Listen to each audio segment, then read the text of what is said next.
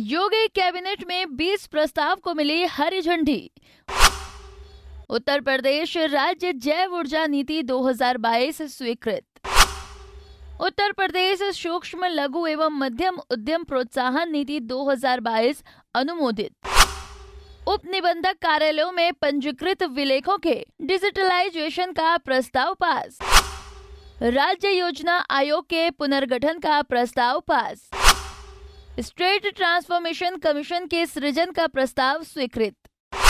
PPP model पर राजकीय पॉलिटेक्निकों, राजकीय औद्योगिक प्रशिक्षण संस्थानों का संचालन निजी सहभागिता से किए जाने का प्रस्ताव स्वीकृत। जनपद अयोध्या में टूरिस्ट फैसिलिटेशन सेंटर परियोजना के निर्माण और संचालन हेतु इस प्रक्रिया को पीपीपी मोड पर विशेषज्ञ संस्थानों, निजी निवेशकों को विकसित कर संचालित किए जाने हेतु दिए जाने का प्रस्ताव स्वीकृत। रानीपुर टाइगर रिजर्व की स्थापना का प्रस्ताव पास। ग्राम सचिवालय के सुदृढ़ीकरण और इसके माध्यम से दी जाने वाली सेवाओं के क्रियान्वयन का प्रस्ताव पास। 50 करोड़ रुपए से अधिक लागत वाले शासकीय भवनों के निर्माण कार्य को ईपीसी मोड पर कराई जाने वाली प्रक्रिया के सरलीकरण का प्रस्ताव स्वीकृत। नगर निगम पालिका परिषद मुजफ्फरनगर के सीमा विस्तार का प्रस्ताव स्वीकृत। जनपद गोंडा की नगर पंचायत कटरा के सीमा विस्तार का प्रस्ताव स्वीकृत। मंगलवार को लोक भवन में सीएम योगी आदित्यनाथ की अध्यक्षता में यूपी कैबिनेट की बैठक हुई, जिसमें सभी मंत्री और अधिकारी मौजूद रहे। यूपी कैबिनेट की बैठक में कुल 20 प्रस्ताव पर मुहर लगी है। चित्रकूट के रानीपुरा टाइगर रिजर्व की स्थापना, उप निबंधक कार्यालयों में पंजीकृत विलेखों का डिजिटलाइजेशन, राज्य योजना आयोग का पुनर्गठन करते हुए नवीन संस्था स्टेट ट्रांसफॉर्मेशनल कमीशन लागू करना, उत्तर प्रदेश सूक्ष्म लघु एवं मध्यम उद्यम प्रोत्साहन नीति 2022, नगर पालिका परिषद मुजफ्फरनगर और नगर पंचायत कटरा, जनपद गोंडा के सीमा विस्तार करने के प्रस्ताव हुए हैं।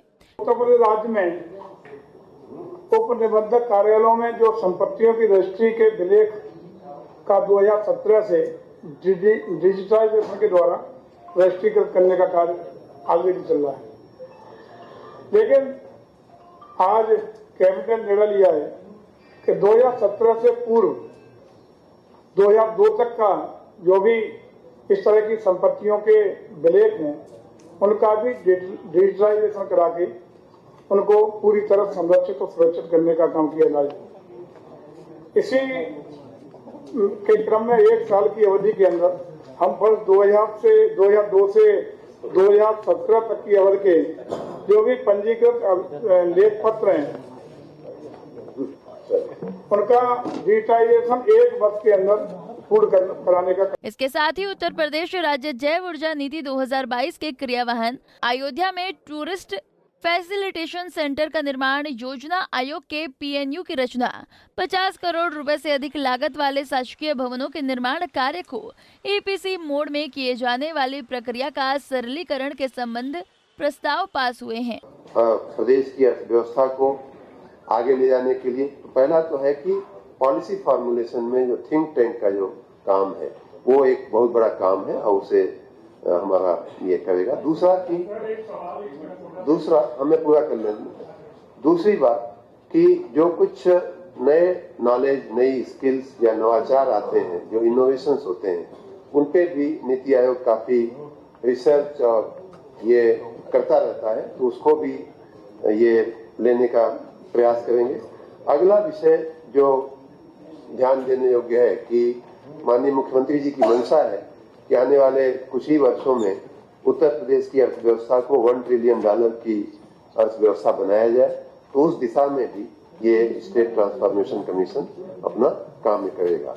और जो हमारे संसाधन है, भौतिक संसाधन, वित्तीय संसाधन, जनशक्ति के जो संसाधन है, उसके सर्वोत्तम उपयोग की क्या नीति हो सकती है, उसके बारे में सुझाव देने का कार्य करेगा।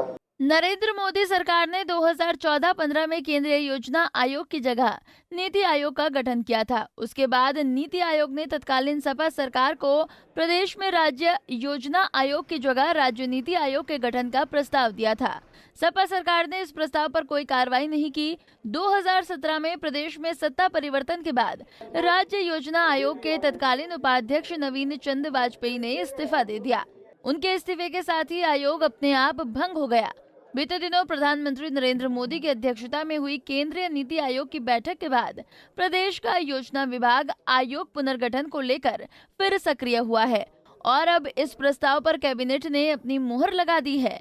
इसके साथ स्टेट ट्रांसफॉर्मेशन कमीशन लागू करने का भी प्रस्ताव पास कर दिया गया है। राज्य के विभिन्न प्रकार के संसाधनों जैसे भौतिक, वित्तीय और जनशक्ति का अनुमान लगाकर राज्य के विकास में इनके बेहतर उपयोग की नीति स्टेट ट्रांसफॉर्मेशन कमीशन तैयार कर सुझाव देगा।